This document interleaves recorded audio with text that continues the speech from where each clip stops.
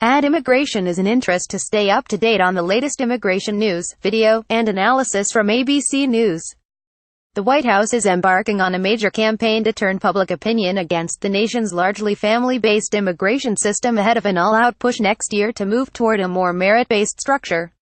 The administration was laying the groundwork for such a drive even before an Islamic State-inspired extremist who was born in Bangladesh tried to blow himself up in Midtown Manhattan on Monday. It is assembling data to bolster the argument that the current legal immigration system is not only ill-conceived but dangerous and damaging to U.S. workers. "We believe that data drives policy, and this data will help drive votes," said White House spokesman Hogan Gidley. For what the administration considers common sense America First immigration controls the president has proposed.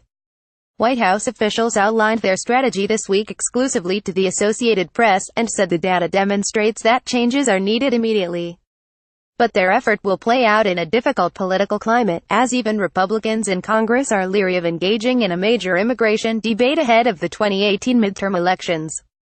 The issue is expected to be prominently featured in the president's January 30 State of the Union address.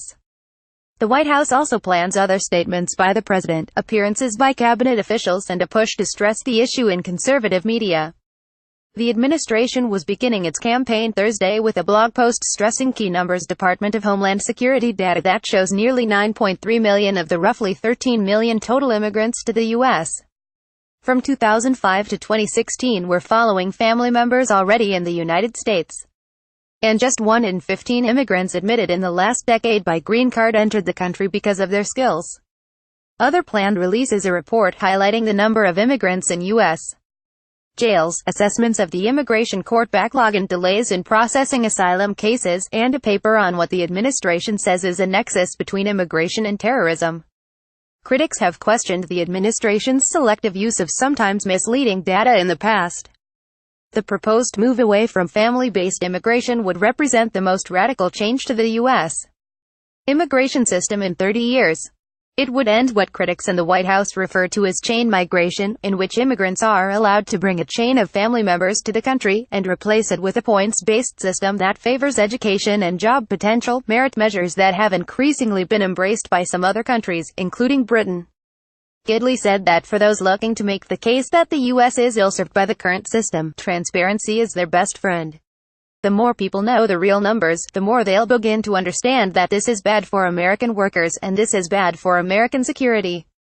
And quite frankly, when these numbers come out in totality, we believe it's going to be virtually impossible for Congress to ignore, he said. The public is sharply divided on the types of changes President Donald Trump is advocating. A Quinnipiac University poll in August found that 48% of voters opposed a proposal that Trump has backed to cut the number of future legal immigrants in half and give priority to immigrants with job skills rather than those with family ties in this country. 44% of those polled, including 68% of Republicans, supported the idea. The White House hopes to see Congress begin to take up the issue early in 2018, though it has yet to begin discussions with congressional leaders over even the broad strokes of a legislative strategy, officials said. Trump has laid out general principles for what he would like to see in an immigration bill in exchange for giving legal status to more than 700,000 young people brought to the U.S. illegally as children. These include the construction of a border wall, tougher enforcement measures, and moving to a more merit-based legal immigration system. In September, Trump gave Congress 6 months to come up with a legislative fix to allow the young immigrants known as Dreamers to stay in the country, creating an early 2018 crisis point he hopes will force Democrats to swallow some of his hardline demands. After Monday's incident in New York and the truck attack there in October, DHS quickly released information on the suspects' immigration statuses, and Trump amplified his calls for ending the 2 programs that brought them to the U.S. For those who have been pushing for an end to chain migration for decades, it's a welcome push.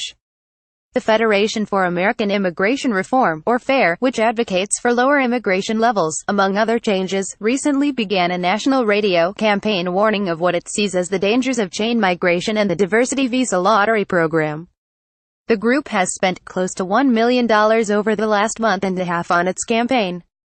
And Numberusa, another group that advocates for lower immigration levels, launched a national 6-figure ad campaign Thursday to educate on chain migration categories. Guillermo Cantor, research director at the American Immigration Council, counters that the administration is ignoring the benefits of a family-focused immigration system and the values that drove the country to adopt it in the first place. Research, he said, has shown that allowing immigrants to reunite with their families is one of the best integration tools. And family members bring their own skills, as well as support networks and other benefits, such as help with childcare. This is a society that's founded on family values, Cantor said, arguing that, for many who have become citizens or legal residents, reuniting with siblings and other extended family members is crucial. Follow Miller and Colvin on Twitter at https://twitter.com/edgemiller and https://twitter.com/colvinge.